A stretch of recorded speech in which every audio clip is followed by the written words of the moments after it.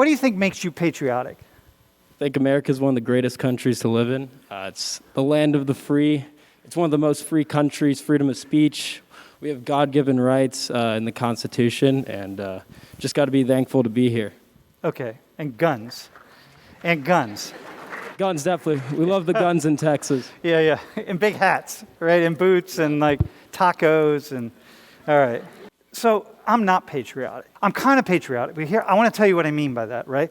So first off, I think the world needs, each society is bounded by political borders, right? So we have these geographic regions in the world, and the geographic regions have these political borders, and they change over time, and, you know, and like, it's terrible, and there's so much war, and so on and so forth, right? And so in an ideal world, everyone wants stability. There's a way in which patriotism is really important because it helps to build stability, right? So you need people in a society that feel a sense of patriotism. We also need people in a society who can stand in multiple places, who don't just like plant themselves in one place, but can go to Afghanistan and feel really good, or can go to Iraq or Mexico or Haiti or whatever, right? Just like you would go to Texas or New York and be like, hey, but it's still the United States, it's all good, right? I just happen to be one of those people, which doesn't mean I don't love the United States or I don't love another country or whatever. It just means that the world also needs people like me who can be the bridges, right? Who would do things like this, like have us talk to people around the world. I wouldn't call myself patriotic. I would call myself a citizen of the world. And I think if everyone was a citizen of the world like me, this would be a problem. I think you can be patriotic about your country and be sort of a global citizen as well and speak to people in other countries. But I think what's important about America is a melting pot. You have people from different cultures, people from different countries.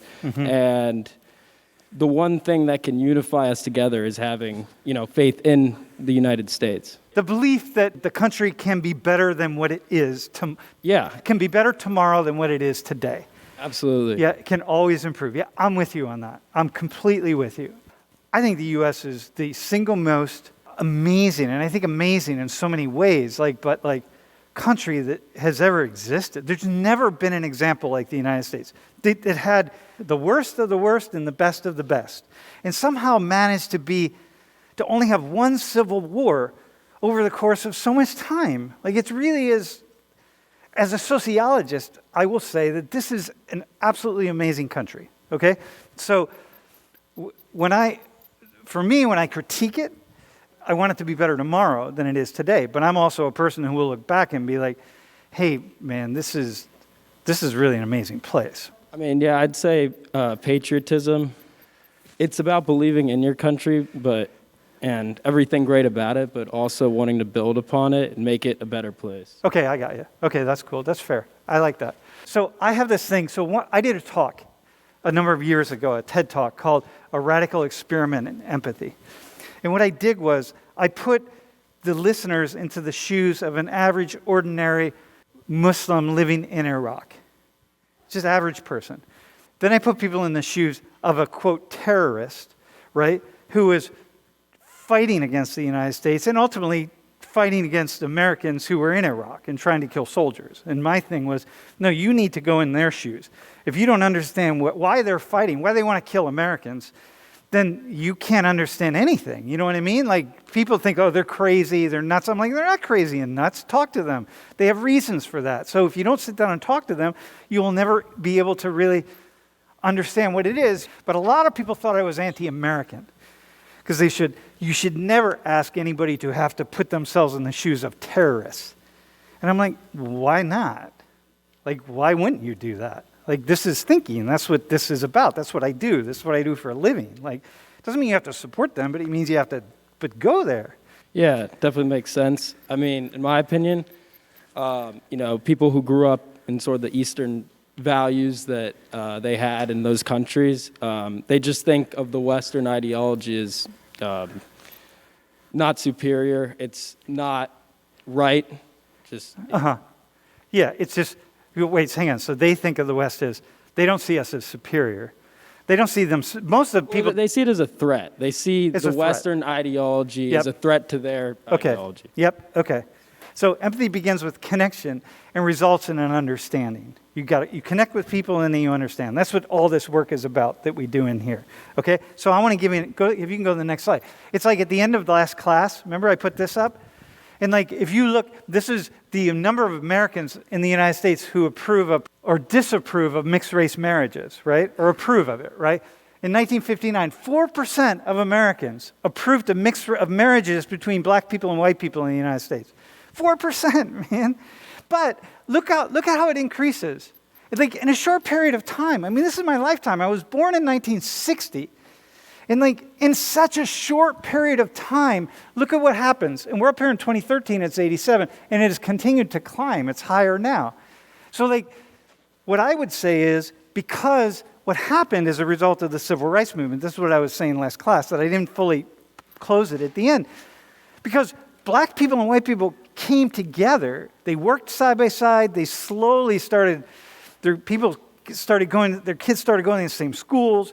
People started living in same neighborhoods. It was all very slow, but it was happening over this period of time. And then look how the change happened. People suddenly were like, oh, okay, it's okay for black people and white people to get married. Empathy begins with a connection, and then it transforms into an understanding. I think it's great. I think this is patriotic. Yes. I think that, the whole civil rights movement is patriotic. Yep. Wanting African Americans to have the same rights as white people under the Yep. Constitution. Yep. Extremely patriotic. Yeah, it should be, right? So the people who didn't have that, the people who fought that, to me are like, what are you fighting? Get with it, man. Like, this is what the civil rights movement was. Like, Martin Luther King was one of the single, not just him, it was a whole movement, but one of the single most patriotic human beings in the entire 20th century, most patriotic Americans in the entire 20th century, because he's saying, we need to come together, y'all. We are one country, come together. And then ultimately we see this thing. So I'm with you. Do you know the difference between these two things? Yeah, I'd say patriotism. Well, not completely. This is what I think. Patriotism is more like just having, more like faith in your country, believing in your country. Nationalism is more of like a political ideology, if I'm correct. It's more like believing, more like industry should be based in that country. Everything should be originated from that country. Oftentimes nationalism gets touted as a political thing. Here's a fundamental sociological distinction, right? Patriotism is the idea that your country, you live in a great country, you're connected to all the people, and that you want the best for your country. But you don't want to step on any other countries, nothing at all. You just really want the best for your country, right? Nationalism, you kind of step over into the world of nationalism when you say, mine is the best country. Because that's then what allows you to commit acts against other countries and other people that you would never want committed against you, right? The golden rule. All religions are based on a golden rule. Do unto others as you would have them do unto you. And that when you walk into the world of nationalism, it's when you walk into the world of, whatever, I'm going to do this because I just want to advance me, right? So you bordered on it when you said, I think the United States is, it's a great country. I love my country, and I think you said one of the greatest countries in the world, which is like, okay, awesome. If you said the greatest country in the world, now you're bordering in the world of nationalism, right? But you said one of. If you said the greatest country, I would ask you right now, how many other countries have you visited and lived in? How many other languages do you speak? How many other whatever? Like, how do you know that? How can you say that? That's what I would say if you had said the greatest country. But you said one of the greatest countries, and I would agree with that. So, okay. But I would agree with it probably for different reasons than you. Is that cool? Are we like... Yeah.